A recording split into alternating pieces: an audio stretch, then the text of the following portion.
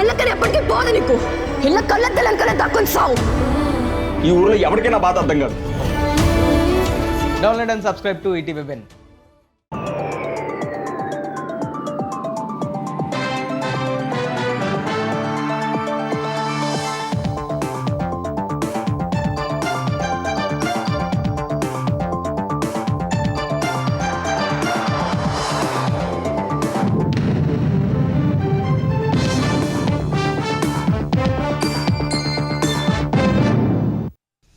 నమస్కారం, ఈటీవీ న్యూస్కు స్వాగతం. ముందుగా ముఖ్యాంశాలు.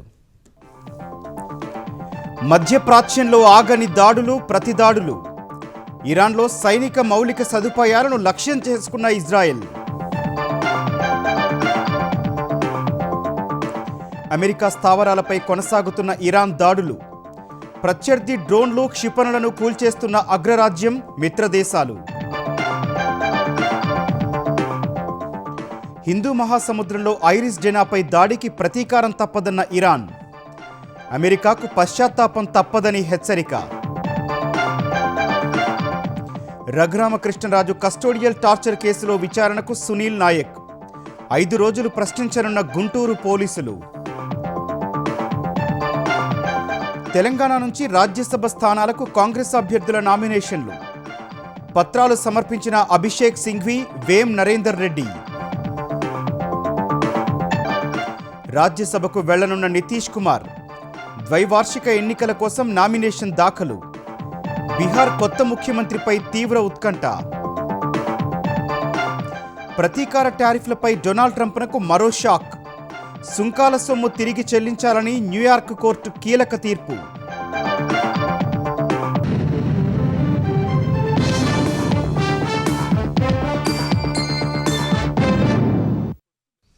ఇరాన్పై ఇజ్రాయెల్, అమెరికా యుద్ధంతో మధ్యప్రాచ్యంలో ఉద్రిక్తతలు మరింత తీవ్రమయ్యాయి. ఈ యుద్ధం 6వ రోజుకు చేరగా ఇరాన్ రాజధాని టెహ్రాన్పై మరో విడత వైమానిక దాడులు మొదలుపెట్టినట్టు ఇజ్రాయెల్ డిఫెన్స్ ఫోర్సెస్ తెలిపింది. ఇరాన్ సైనిక మౌలిక సదుపాయాలు లక్ష్యంగా దాడులు చేస్తున్నామని ఎక్స్లో పోస్ట్ చేసింది. బాలిస్టిక్ క్షిపణులను ధ్వంసం చేసే ప్రక్రియ కొనసాగుతోందని వెల్లడించింది. యుద్ధం మొదలుపెట్టి 6 రోజులు గడుస్తుండగా ఇజ్రాయెల్, అమెరికా బలగాలు ఇరాన్ రక్షణ సామర్థ్యాన్ని బలహీనపరచడంపై దృష్టి పెట్టింది. ప్రధానంగా ఇస్ఫహాన్లో గగనతల రక్షణ వ్యవస్థ, కోమ్ నగరంలో బాలిస్టిక్ క్షిపణి ప్లాట్ఫామ్ను ధ్వంసం చేశామని ఇజ్రాయెల్ డిఫెన్స్ ఫోర్సెస్ ఐడిఎఫ్ పేర్కొంది. ఇరాన్ మొబైల్ మిజైల్ లాంచర్లపై ఖచ్చితమైన దాడులు చేస్తున్నామని యుఎస్ సెంట్రల్ కమాండ్ తెలిపింది. సుదూర లక్ష్యాలను ధ్వంసం చేసేందుకు తొలిసారి దీర్ఘశ్రేణి క్షిపణులను వినియోగిస్తున్నామని వెల్లడించింది. గత రాత్రి ఇరాన్కు చెందిన షాహిద్ సొలేమనీ యుద్ధ నౌకపై దాడి చేశామని సామాజిక మాధ్యమం ఎక్స్లో యుఎస్ సెంట్రల్ కమాండ్ ఓ వీడియోను పోస్ట్ చేసింది. ఇప్పటి వరకు ఇరాన్కు చెందిన 20కు పైగానే యుద్ధ నౌకలను సముద్రంలో ముంచివేశామని వివరించింది. ప్రపంచంలోని అతిపెద్ద విమాన వాహక నౌక గెరాల్డ్ ఆర్ ఫోర్డ్ సేవలందిస్తోందని తెలిపింది. సముద్రం సహా గగనతలంపైన తమ పట్టు కొనసాగుతోందని యుఎస్ సెంట్రల్ కమాండ్ వెల్లడించింది. ఇజ్రాయెల్, అమెరికా జరిపిన దాడుల్లో అనేక ప్రాంతాల్లో విద్యుత్, నీటి సరఫరా వ్యవస్థలు దెబ్బతిన్నాయని ఇరాన్ అధికారులు తెలిపారు.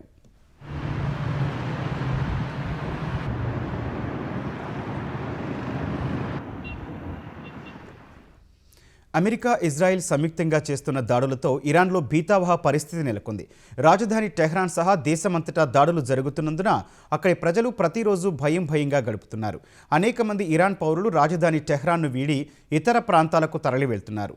యుద్ధం తీవ్ర రూపం దాల్చడంతో దేశంలో ఎక్కడా కూడా రక్షణ లేదని ఇరాన్ పౌరులు ఆవేదన వ్యక్తం చేశారు.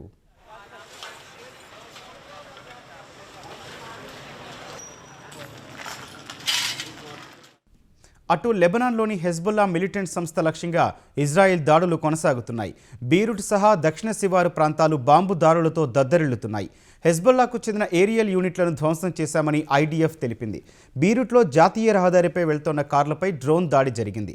ఈ ఘటనలో 3 మృతి చెందగా 6 గాయపడ్డారు. హెజ్బుల్లా నాయకుడు ఒకరు కారులో వెళ్తున్నట్లు సమాచారం రావడంతో దాడి చేశామని ఇజ్రాయిల్ సైన్యం తెలిపింది. గత 3 రోజుల్లో ఇజ్రాయిల్ జరిపిన దాడుల్లో 70 మందికి పైగా మృతి చెందారని లెబనాన్ ప్రభుత్వం వెల్లడించింది. ఇజ్రాయిల్ దాడుల నేపథ్యంలో లెబనాన్ వాసులు సిరియాకు తరలి వెళ్తున్నారు.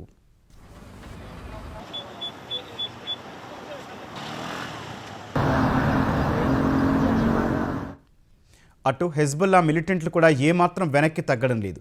ఆయుధాలు వదిలిపెట్టాలన్న లెబనాన్ ప్రభుత్వ సూచనను హెజ్బుల్లా మిలిటెంట్లు తోసిపుచ్చారు. ఇజ్రాయెల్ దురాక్రమణ కొనసాగినంత కాలం తాము ఆయుధాలను విడిచిపెట్టమని హెజ్బుల్లా నాయకుడు ఖాసిం తెలిపారు. ఇజ్రాయిల్ అమెరికా దాడులతో ఉక్కిరిబిక్కిరవుతున్న ఇరాన్ గల్ఫ్ దేశాల్లో అగ్రరాజ్యానికి ఉన్న స్థావరాలపై దాడులు కొనసాగిస్తోంది. ఉత్తర గల్ఫ్ ప్రాంతంలో అమెరికా ట్యాంకర్పై దాడి చేశామని ఇరాన్ రెవల్యూషనరీ గార్డ్స్ తెలిపింది. ఇజ్రాయిల్, అమెరికా, ఐరోపాకు చెందిన సైనిక, వాణిజ్య నౌకలను హోర్ముజ్ జలసంధి గుండా ప్రయాణించడానికి అనుమతించే ప్రసక్తే లేదని తేల్చి చెప్పింది. యుద్ధాల సమయంలో హోర్ముజ్ జలసంధిని నియంత్రించే హక్కు తమకు ఉందని పేర్కొంది. గల్ఫ్ దేశాల్లోని అమెరికా ఎంబసీలు, సైనిక స్థావరాలు లక్ష్యంగా ఇరాన్ దాడులు చేస్తోంది. ఈ దాడులను దృష్టిలో పెట్టుకుని ఖతార్ ప్రభుత్వం అప్రమత్తమైంది. రాజధాని దోహాలో అమెరికా రాయబార కార్యాలయం సమీపంలో నివసిస్తున్న వారిని ఇతర ప్రాంతాలకు తరలిస్తోంది. ప్రజల ప్రాణాలను దృష్టిలో పెట్టుకుని ఈ చర్యలు తీసుకుంటున్నట్లు ఖతార్ అంతర్గత వ్యవహారాల మంత్రిత్వ శాఖ తెలిపింది. అల్ ఉదైద్ వైమానిక స్థావరం దిశగా వచ్చిన 2 ఇరాన్ బాంబర్లను గగనతలంలోనే పేల్చివేశామని పేర్కొంది. అల్ ఖర్జ్, అల్ జౌఫ్ నగరాల్లో 4 డ్రోన్లను అడ్డుకున్నామని సౌదీ అరేబియా వెల్లడించింది. తమ చమురు నిల్వ ట్యాంకుల్లో ఒకటి దెబ్బతిన్నట్టు ఒమన్ ఆయిల్ మార్కెటింగ్ కంపెనీ తెలిపింది. ముందస్తు చర్యల్లో భాగంగా వాటిలో కార్యకలాపాలు నిలిపివేసినట్లు వివరించింది. ఇజ్రాయెల్ కూడా తమ భూభాగం దిశగా ఇరాన్ అనేక క్షిపణులను ప్రయోగించిందని తెలిపింది. మెజారిటీ క్షిపణులను గగనతల రక్షణ వ్యవస్థలతో అడ్డుకున్నట్లు ఇజ్రాయెల్ సైన్యం వెల్లడించింది. ఎలాంటి ప్రాణనష్టం సంభవించలేదని వివరించింది. జెరూసలేంలో పేలుళ్ల శబ్దాలు వినిపించాయని అంతర్జాతీయ మీడియా పేర్కొంది. ఉత్తర ఇరాక్లోని కుర్దిష్ ప్రాంతంపై ఇరాన్ దాడి చేసినట్లు తెలుస్తోంది. అక్కడి ఇరాన్ వ్యతిరేక శక్తుల లక్ష్యంగా డ్రోన్ దాడి చేసినట్లు సమాచారం. ఇరాన్ హెచ్చరికలతో హోర్ముజ్ జలసంధిలో నౌకాయానంపై ప్రభావం పడుతోంది. చైనా చమురు నౌకలను మాత్రమే అనుమతిస్తామని ఇరాన్ తెలిపింది. అటు కువైట్ తీరానికి సమీపంలో ఓ చమురు నౌకలో పేలుడు సంభవించిందని యూకే మారిటైమ్ ట్రేడ్ ఆర్గనైజేషన్ సంస్థ వెల్లడించింది. హిందూ మహాసముద్రంలో తమ యుద్ధ నౌకను ముంచివేసిన అమెరికాకు ఇరాన్ తీవ్ర హెచ్చరిక చేసింది. తమ యుద్ధ నౌక ఐరిస్ డెనాపై దాడికి అమెరికా విచారం చెందక తప్పదని ఇరాన్ విదేశాంగ మంత్రి సయ్యద్ అబ్బాస్ అరాక్చీ అన్నారు. ఇరాన్ తీరానికి 2000 మైళ్ల దూరంలో అమెరికా ఈ దారుణానికి ఒడిగట్టిందని అరాక్చీ సామాజిక మాధ్యమం ఎక్స్ పోస్ట్లో ఆరోపించారు. 130 మంది నావికులు, భారత నావీకి చెందిన అతిథులతో ప్రయాణిస్తున్న తమ యుద్ధ నౌకపై అమెరికా ఎలాంటి హెచ్చరిక చేయకుండా అంతర్జాతీయ జలాల్లో దాడికి పాల్పడిందని మండిపడ్డారు. అందుకు అగ్రరాజ్యం పశ్చాత్తాపం చెందక తప్పదన్నారు. ఇరాన్పై ఇజ్రాయిల్తో కలిసి దాడులు చేస్తున్న అమెరికా తమ జలాంతర్గామి నుంచి టార్పెడోలను ప్రయోగించి ఇరాన్ యుద్ధ నౌకను ముంచేసింది. యుద్ధ నౌకలో 180 మంది ఉండగా 32 మందిని శ్రీలంక నౌకాదళం కాపాడింది. ఇరాన్పై దాడులు చేసేందుకు అమెరికా భారత నౌకాశ్రయాలను వాడుకుంటోందని వస్తున్న కథనాలను భారత విదేశాంగ శాఖ ఖండించింది. ఈ మేరకు అమెరికాకు చెందిన వన్ అమెరికా న్యూస్ నెట్వర్క్ ఛానల్కి ఇచ్చిన ఇంటర్వ్యూలో అమెరికా ఆర్మీ మాజీ కల్నల్ డగ్లస్ మాక్ గ్రిక్కర్ చేసిన వ్యాఖ్యలపై విదేశీ వ్యవహారాల మంత్రిత్వ శాఖ ధీటుగా స్పందించింది. తమ స్థావరాలు, హార్బర్లు ధ్వంసమయ్యాయని, తాము ఇప్పుడు భారతీయ నౌకాశ్రయాలపై ఆధారపడాల్సి వస్తోందని డగ్లస్ మాక్ గ్రిక్కర్ వన్ అమెరికా న్యూస్ నెట్వర్క్ ఇచ్చిన ఇంటర్వ్యూలో తెలిపారు. ఇది ఎంతమాత్రం ఆదర్శప్రాయం కాదని పేర్కొన్నారు. ఈ ఆరోపణలపై స్పందించిన భారత విదేశాంగ శాఖ డగ్లస్ గ్రెగర్ చేసిన వ్యాఖ్యలో ఎలాంటి వాస్తవం లేదని తెలిపింది. ఇలాంటి నిరాధారమైన కల్పిత వ్యాఖ్యల పట్ల అప్రమత్తంగా ఉండాలని ప్రజలను హెచ్చరించింది. మధ్యప్రాచ్యంలో నెలకొన్న ఘర్షణల పట్ల భారత్ ఇప్పటికే తీవ్ర విచారం వ్యక్తం చేసింది. సంయమనం పాటించాలని, ఉద్రిక్తతలను పెంచవద్దని, పౌరుల భద్రతకు అత్యధిక ప్రాధాన్యతనివ్వాలని అన్ని పక్షాలను కోరింది. అనేక నాటకీయ పరిణామాల తర్వాత ఐపీఎస్ అధికారి సునీల్ నాయక్ ఎట్టకేలకు గుంటూరు పోలీసుల విచారణకు హాజరయ్యారు. Deputy speaker Raghuramakrishnaraju custodial torture కేసులో నిందితుడైన Bihar cadre IPS Sunil Naik high court ఆదేశాలతో విచారణకొచ్చారు. విజయనగరం ఎస్పీ దామోదర్ సారథ్యంలో ఇవాటి నుంచి 5 రోజులు సునీల్ నాయక్ను ప్రశ్నిస్తారు. ఉదయం 10 నుంచి సాయంత్రం 5 వరకు విచారణ సాగుతుంది. వైసీపీ హయాంలో నరసాపురం ఎంపీగా ఉన్న రఘురామను అరెస్టు చేసిన సిఐడి కస్టోడియల్ టార్చర్కు గురిచేసిందనే అంశంపై గుంటూరు నగరంపాలెం పోలీస్ స్టేషన్లో కేసు నమోదైంది. అప్పట్లో ఏపీ సిఐడి డీఐజీగా ఉన్న సునీల్ నాయక్ తనను టార్చర్ చేయడంలో కీలకంగా వ్యవహరించారని రఘురామ ఫిర్యాదులో పేర్కొన్నారు. ఇందుకు సంబంధించి గుంటూరు పోలీసులు పలుమార్లు సునీల్ నాయక్కు నోటీసులు ఇచ్చినా ఆయన స్పందించలేదు. ప్రస్తుతం బీహార్లో ఐజీగా పనిచేస్తున్న సునీల్ నాయక్ను పట్నాకు వెళ్లి ఏపీ పోలీసులు అరెస్టు చేశారు. అయితే ట్రాన్సిట్ వారెంట్ ఇచ్చేందుకు స్థానిక కోర్టు నిరాకరించగా ఇక్కడికి తరలించడం వీలు కాలేదు. ఆ తర్వాత విచారణకు సహకరించాలని ఆంధ్రప్రదేశ్ హైకోర్టు ఉత్తర్వులు జారీ చేయగా సునీల్ నాయక్ గుంటూరుకొచ్చారు. వైసీపీ హయాంలో జరిగిన మద్యం కుంభకోణంలో A2 వాసుదేవరెడ్డిని సిట్ కస్టడీలోకి తీసుకుంది. మద్యం అక్రమాలపై ఇవాళ రేపు ప్రశ్నించనుంది. మద్యం తయారీ, విక్రయాల్లో గోల్మాల్పై వివరాలు సేకరించనుంది. గుంటూరు జిల్లా జైల్లో ఉన్న వాసుదేవరెడ్డిని పోలీసులు విజయవాడ సిట్ కార్యాలయానికి తరలించారు. కీలక నిందితులను గతంలోనే అరెస్టు చేసిన సిట్ గత నెల 21న వాసుదేవరెడ్డిని అరెస్ట్ చేసింది. వైసీపీ హయాంలో ఏపీ బెవరేజెస్ కార్పొరేషన్ ఎండీగా వాసుదేవరెడ్డి పనిచేశారు. ఒక్క ఇళ్లు కూల్చకుండా మూసీ ప్రక్షాళన ఎలా చేయాలో గతంలోనే బీఆర్ఎస్ ప్రభుత్వం చేసి చూపిందని బీఆర్ఎస్ కార్యనిర్వాహక అధ్యక్షుడు కేటీఆర్ చెప్పారు. బీఆర్ఎస్ హయాంలో చేసిన అభివృద్ధి పనుల పరిశీలనకు శ్రీకారం చుట్టిన కేటీఆర్ హైదరాబాద్ నాగోల్లో సివరేజ్ ట్రీట్మెంట్ ప్లాంట్ను పరిశీలించారు. ఎస్టీపీ అంతా కలిగి తిరిగిన ఆయన మురుగునీటి శుద్ధీకరణ ఎలా జరుగుతుందో అక్కడి సిబ్బందిని అడిగి తెలుసుకున్నారు. అనంతరం మూసీ పరివాహక ప్రాంతంలో పర్యటించిన కేటీఆర్ స్థానికులతో మాట్లాడారు. బీఆర్ఎస్ హయాంలో రూపొందించిన ప్రణాళికతో కేవలం 16,000 కోట్లతోనే మూసీ సుందరీకరణ జరుగుతుందని చెప్పారు. సీఎం రేవంత్ రెడ్డి 1,50,000 కోట్లతో చేస్తానని చెబుతున్నారని విమర్శించారు. మన మూసీ నదిలో ఇవాళ 3-4 వేల మంది రోజు వాకింగ్ చేసే విధంగా దీన్ని కూడా తీర్చిదిద్దడం జరిగింది. ఉప్పల్ నియోజకవర్గంలో మూసీ తీరం మీదనే 10 ఎకరాల స్థలంలో 30 కోట్ల రూపాయలతో మరి శిల్పారామం కూడా ఏర్పాటు చేయడం జరిగింది. ఇవన్నీ ఒక్క ఇల్లు గులగొట్టకుండా, ఒక్క ఇటుక ముట్టకుండా, ఒక్క పేదవాడి కడుపు కొట్టకుండా కేసీఆర్ గారి ప్రభుత్వం చేసి చూపెట్టింది. మంచిరేవుల నుంచి గట్కేసర్ దాకా మూసీల ఎక్స్ప్రెస్ వే కడితే కూడా 10,000 కోట్లు అవుతుంది. అది కూడా మేము లెక్కేసినాం. అది కూడా మేమే ప్రాజెక్ట్ రిపోర్ట్ తయారు చేసి గవర్నమెంట్లో ఉన్నది. అది ప్లస్ 4,000 కోట్ల రూపాయలతోని సివరేజ్ ట్రీట్మెంట్ ప్లాంట్లు ప్లస్ ఇంకొక 2,000 కోట్లు సుందరీకరణ అన్ని చేస్తే కూడా 16,000 కోట్లలో మూసీ సుందరీకరణ అయిపోతుంది. రేవంత్ రెడ్డి గారు 16,000 కోట్లతో పోయేదాన్ని ఇలా 1,50,000 కోట్లు అని పదే పదే చెప్తా ఉన్నారు. ఒక ప్రణాళికనే లేదు. కానీ ఇవాళ కింది నుంచి మీది దాకా ఇళ్లకు రెడ్ మార్కులేసి ఇష్టం వచ్చినట్టుగా వ్యవహారం చేస్తూ ఉన్నారు. తెలంగాణ నుంచి కాంగ్రెస్ రాజ్యసభ అభ్యర్థులుగా సీఎం సలహాదారు వేం నరేందర్ రెడ్డి, సీనియర్ నేత అభిషేక్ మను సింఘ్వి నామినేషన్లు దాఖలు చేశారు. అసెంబ్లీలో ఎన్నికల అధికారి ఉపేందర్ రెడ్డికి ఇద్దరు నామినేషన్ పత్రాలు అందజేశారు.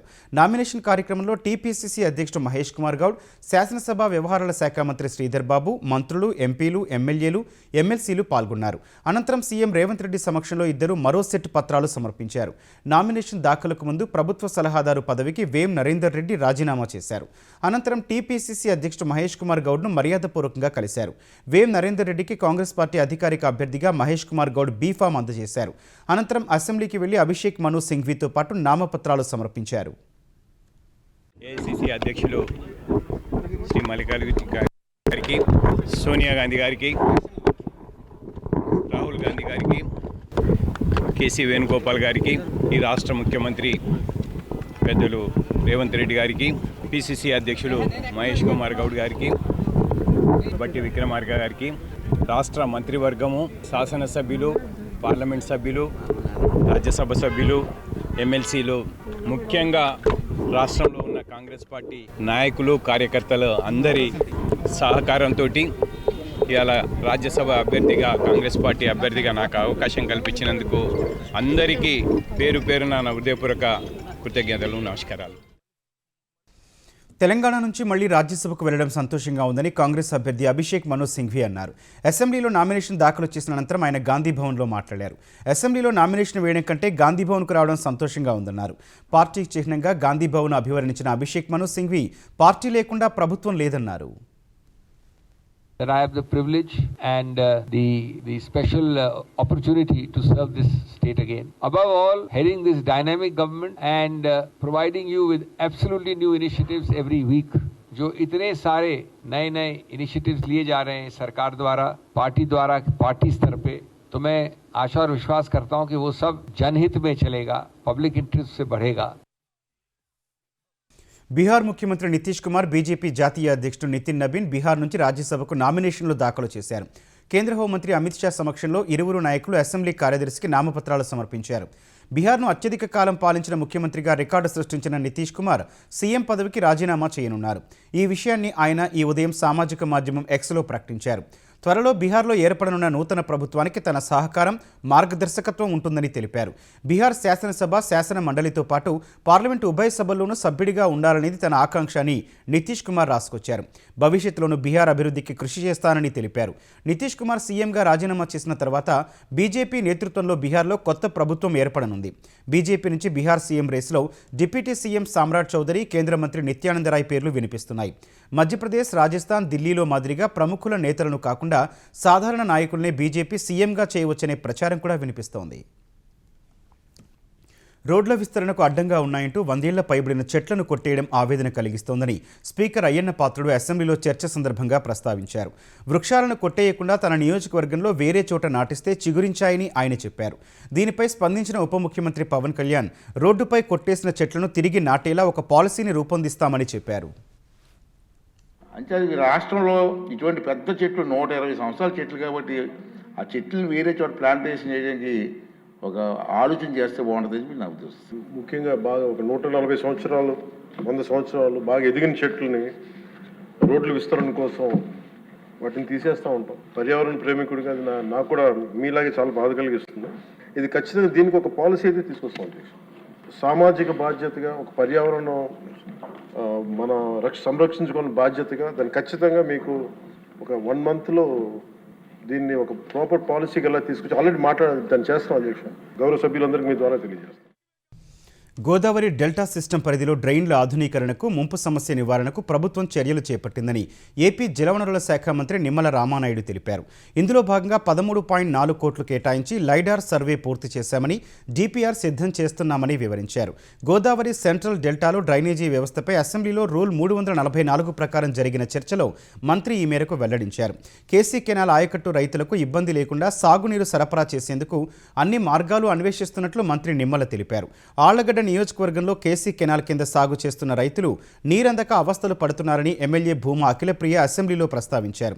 శిల్పా వెంచర్స్ కాల్వలను ఆక్రమించిందని సభ దృష్టికి తీసుకొచ్చారు. ఆక్రమణల తొలగింపుపై చర్యలు తీసుకోకుంటే కోర్టుకు వెళతామని చెప్పారు. కోర్టుకు వెళ్లే అంశంపై సభలో మాట్లాడటం తగదని స్పీకర్ సూచించారు. కేసీ కెనాల్కి 39.90 టీఎంసీల నీరు కేటాయించబడింది. అంటే సాగు విస్తీర్ణం పెంచారు, కానీ దానికి తగినట్టుగా అక్కడ కెనాల్కు డిజైన్ సామర్థ్యం మనం పెంచడానికి అవకాశం ప్రస్తుతం లేదు అధ్యక్ష. ఎందుకంటే 550 క్యూసెక్కుల సామర్థ్యం ఉంటే ఈరోజు 500 క్యూసెక్కులు మాత్రమే అక్కడ మనం తీసుకురావడానికి అవకాశం ఉంది. కుందు నది మీద కూడా ఈ యొక్క లిఫ్ట్ని తీసుకోవడం ద్వారా కొంత ఈ సమస్యను అధిగమించవచ్చని ఏదైతే గౌరవ సభ్యులు చెప్పారో తప్పనిసరిగా దాని మీద కూడా పరిశీలన. మూడవది, ఇప్పుడు గౌరవ సభ్యులు చెప్పినట్లుగా హరివరం ఎత్తిపోతల లిఫ్ట్ ఏదైతే ఉందో మరి తప్పనిసరిగా దీన్ని కూడా ఇరిగేషన్ డిపార్ట్మెంట్ సర్వే చేసి ఈ యొక్క పనుల్ని చేపట్టేటువంటి మార్గాలన్నింటినీ కూడా తీసుకుంటుందని చెప్పి మీ ద్వారా తెలియజేసుకుంటూ, ఏదైతే శిల్పా వెంచరు మరి ఎన్ఓసి అయితే దాన్ని రద్దు చేయడం జరిగింది అధ్యక్ష. అయితే వాళ్ళు హైకోర్టుకి వెళ్ళి స్టే తెచ్చుకున్నారు. స్టే రద్దు అయిన వెంటనే మరి తగిన చర్యలు తీసుకుంటామని చెప్పి మీ ద్వారా కూడా తెలియజేసుకుంటున్నాం అధ్యక్ష. ఆంధ్రప్రదేశ్ వ్యాప్తంగా మంజూరైన 10,216 రైతు సేవా కేంద్రాల నిర్మాణాలు సత్వరమే పూర్తి చేస్తామని ఏపీ పౌర సరఫరాల శాఖ మంత్రి నాదెండ్ల మనోహర్ తెలిపారు. రైతు సేవా కేంద్రాల నిర్మాణంపై శాసనమండలిలో సభ్యులు అడిగిన ప్రశ్నలకు మంత్రి మనోహర్ సమాధానమిచ్చారు.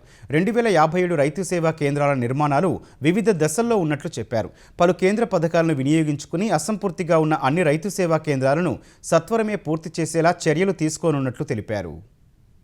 గత ప్రభుత్వంలో రైతాంగాన్ని అంత ఇబ్బంది పెట్టారో, అప్పుల పాలు చేశారో, ఏదైతే సౌకర్యాల కోసం ఏర్పాటు చేయాల్సిన రైతు సేవా కేంద్రాలని ఆ రోజు వీళ్ళు పనులు పూర్తి చేసి ఉంటే కేవలం 282 కోట్లకే పనులు పూర్తయ్యేవి. ఈ రోజునున్న అంచనాల మేరకు ఆ విలువ 502 కోట్లకు పెరిగింది అధ్యక్ష. ఎందుకు మీరు పూర్తి చేసుకోలేకపోయారు? కేంద్ర ప్రభుత్వం ఇచ్చిన నిబంధనల మేరకు జాతీయ ఉపాధి హామీ పథకం పోర్టల్లో మనం మార్పు చేయలేము. కొత్తగా వచ్చిన బీబీజీ రామ్జీ కింద ఈ సంవత్సరం, ఈ ఆర్థిక సంవత్సరంలోనే వాళ్ళకి అప్పచెప్తాం అధ్యక్ష. వ్యవసాయ శాఖకి ఇమీడియట్గా దాన్ని టేకప్ చేస్తాం. జనాభా ప్రాతిపదికన నూతన అంగన్వాడీ కేంద్రాలను ఏర్పాటు చేస్తామని ఆంధ్రప్రదేశ్ మహిళా శిశు సంక్షేమ శాఖ మంత్రి సంధ్యారాణి శాసనసభకు తెలిపారు. అంగన్వాడీ కేంద్రాల నిర్మాణం, సౌకర్యాలపై ఎమ్మెల్యేలు అడిగిన ప్రశ్నలకు మంత్రి ఈ మేరకు సమాధానమిచ్చారు. 3000 కొత్త భవనాల నిర్మాణం జరుగుతోందని, ఆర్థిక శాఖ నుంచి నిధులు రాగానే పూర్తి చేసి అందుబాటులోకి తెస్తామని వెల్లడించారు. అలాగే 23,424 అంగన్వాడీ కేంద్రాలు అద్దె భవనాల్లో ఉన్నాయి అధ్యక్ష. వాటినే ఇప్పుడు మనం కట్టడానికి రెడీ చేస్తున్నాం అధ్యక్ష. 193 కోట్లు కావాలి అధ్యక్ష మాకు అంగన్వాడీ బిల్డింగ్స్ మొత్తం పూర్తి చేయడానికి. బిల్డింగ్స్ కానీ, టాయిలెట్స్ కానీ ఇవన్నీ కూడా దశల వారీగా పూర్తి చేయాలన్న ఉద్దేశంతోనే మనకు ముందుకు వెళ్ళడం జరుగుతుంది అధ్యక్ష. 4,200 జీతంతో ఉన్న అంగన్వాడీస్కి ఈరోజు గౌరవ ముఖ్యమంత్రి నారా చంద్రబాబు నాయుడు 3 సార్లు జీతం పెంచి వీళ్ళకి ఇప్పుడు 11,500 రూపాయల జీతం అయింది అధ్యక్ష. అంగన్వాడీ కార్యకర్తలు ఎవరైతే ఉన్నారో వాళ్ళ 10 కోరికలతో మాకు ఇచ్చినటువంటి దాన్ని 9 కోరికలు పూర్తి చేశాము అధ్యక్ష. ఆ కోరిక కూడా త్వరలో మేము పూర్తి చేయడానికి ప్రభుత్వం సంసిద్ధంగా ఉందని తమ ద్వారా తెలియజేస్తున్నాం అధ్యక్ష.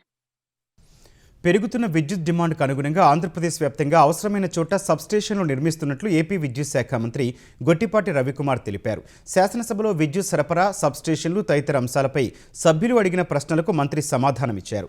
విజయనగరానికి అండర్ గ్రౌండ్ కేబులింగ్ ఆవశ్యకతను, నిధుల లభ్యతను బట్టి పరిశీలిస్తామని ఎమ్మెల్యే అదితి విజయలక్ష్మి అడిగిన ప్రశ్నకు సమాధానంగా మంత్రి చెప్పారు. ఆంధ్రప్రదేశ్లో పారిశ్రామిక, వ్యాపార, గృహ, వ్యవసాయ వినియోగదారుల సంఖ్య ఏటా పెరుగుతోందని గొట్టిపాటి రవి వివరించారు. పవర్ డిమాండ్ని అధిగమించడం కోసం చాలా పెద్ద ఎత్తున రాష్ట్ర ప్రభుత్వం దాదాపు 5 నుంచి 6 వేల కోట్ల రూపాయల పైన ఖర్చు పెట్టి ఈ సబ్స్టేషన్స్ అన్ని కూడా నిర్మాణం చేస్తున్నాం. సార్, ఇండస్ట్రీస్ వస్తున్నాయి, వినియోగదారులు పెరిగారు, అగ్రికల్చర్ కనెక్షన్స్ చాలా పెద్ద ఎత్తున ఇచ్చాము. ఇవన్నింటిని కూడా మీట్ కావాలంటే పవర్ స్టేషన్స్ కానీ, పవర్ లైన్స్ కానీ, అదేవిధంగా 33/11 kV సబ్స్టేషన్స్ కానీ ఇవన్నీ కూడా నిర్మాణం చేసి రాబోయే రోజుల్లో ఎక్కడ కూడా పవర్కి ఇబ్బంది లేకుండా ఉండాలనేది ఈ ప్రభుత్వ లక్ష్యం. సార్, రోజుకి 263 మిలియన్ యూనిట్స్గా వాడుతున్న పవరు దాదాపు రాబోయే రోజుల్లో 280 మిలియన్ యూనిట్స్ పైన వినియోగంలోకి రావచ్చని మా అంచనా. సార్, అంచనాకి తగ్గట్టుకు ఖచ్చితంగా ఎక్కడైతే డిమాండ్ ఉందో, ఎక్కడైతే ఫీజిబిలిటీ ఉందో ఇవన్నిటి చాట సబ్స్టేషన్ నిర్మాణం చేయడానికి ఈ ప్రభుత్వం కట్టుబడింది. కళంకిత ఆరోపణలు ఎదుర్కొంటున్న టీటీడీ బోర్డు చైర్మన్ను తొలగించాలని శాసనమండలిలో వైసీపీ ఎమ్మెల్సీలు ఆందోళనకు దిగారు. సభ ప్రారంభం కాగానే ఈ అంశంపై చర్చించాలని వైసీపీ సభ్యులు తూమాటి మాధవరావు, వరదు కళ్యాణి, భరత్ వాయిదా తీర్మానమిచ్చారు. వాయిదా తీర్మానాలను మండలి చైర్మన్ తిరస్కరించారు. టీటీడీ బోర్డు చైర్మన్ అంశంపై సభలో చర్చించాలంటూ పోడియం చుట్టుముట్టి వైసీపీ ఎమ్మెల్సీలు నినాదాలు చేశారు. సభ్యుల ఆందోళన మధ్య కాసేపు ప్రశ్నోత్తరాలు కొనసాగించిన సభను చైర్మన్ సభ్యులు ఆందోళన తీవ్రం చేయగా కాసేపు వాయిదా వేశారు. తిరిగి సమావేశమైన సభలో దేవాదాయ శాఖ మంత్రి ఆనం రామనారాయణ రెడ్డి టీటీడీ లడ్డూ కల్తీపై ప్రకటన చేశారు. ఈ రాష్ట్రంలో తిరుమల తిరుపతి దేవస్థానంపై ఒక మహా విషం చిమ్మడం జరిగింది అధ్యక్ష.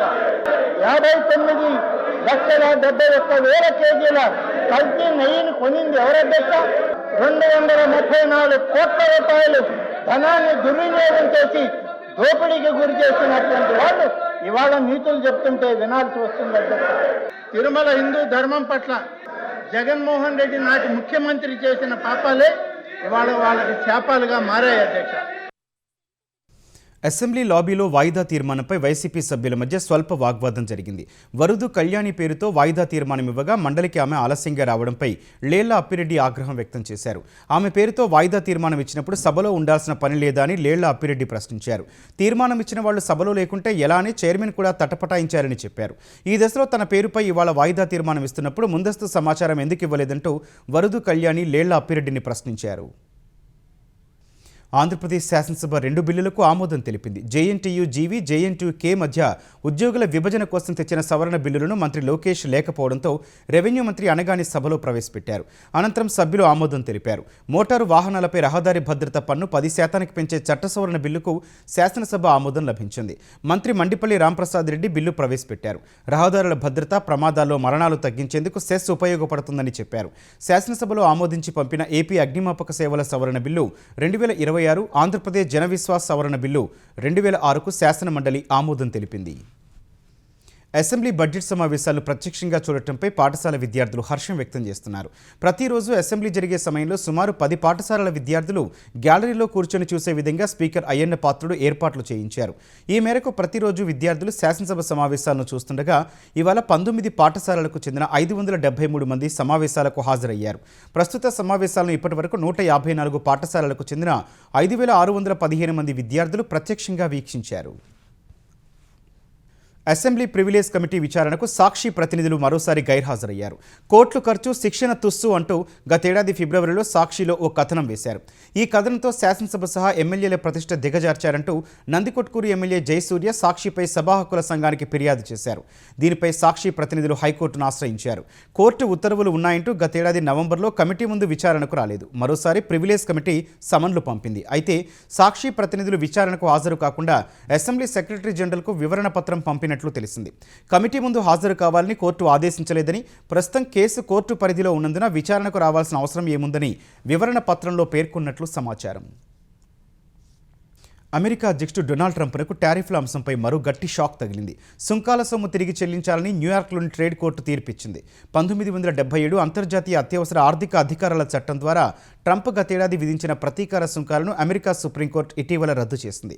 ఈ నేపథ్యంలో అట్మాస్ ఫిల్ట్రేషన్ అనే సంస్థ దాఖలు చేసిన పిటిషన్పై విచారణ జరిపిన కోర్టు దిగుమతిదారులు రిఫండ్ పొందేందుకు అర్హులని న్యాయమూర్తి రిచర్డ్ ఈటన్ పేర్కొన్నారు.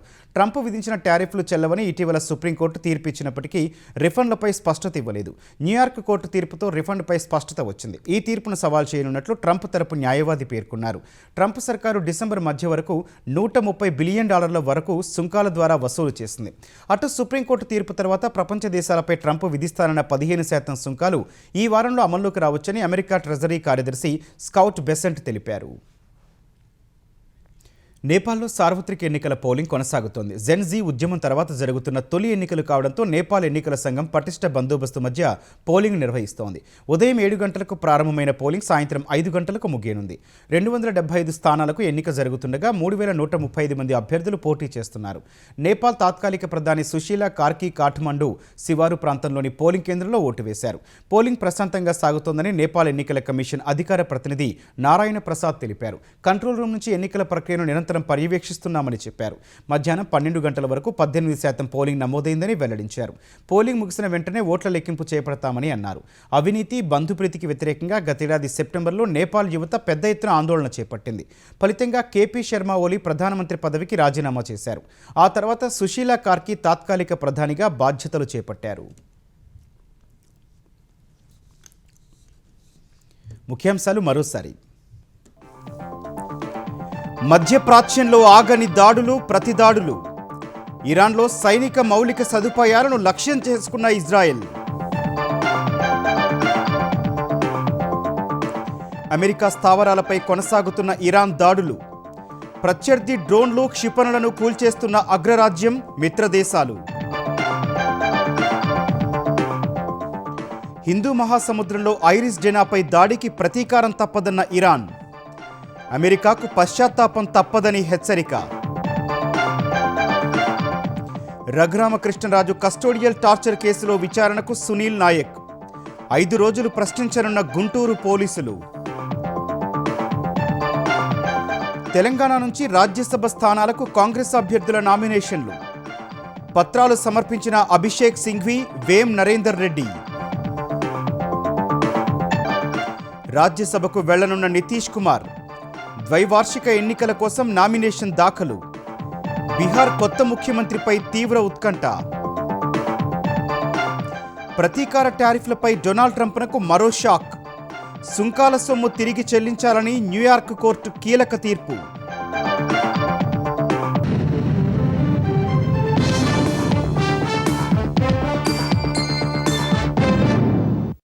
ఈటీవీ న్యూస్ సమాప్తం. నమస్కారం.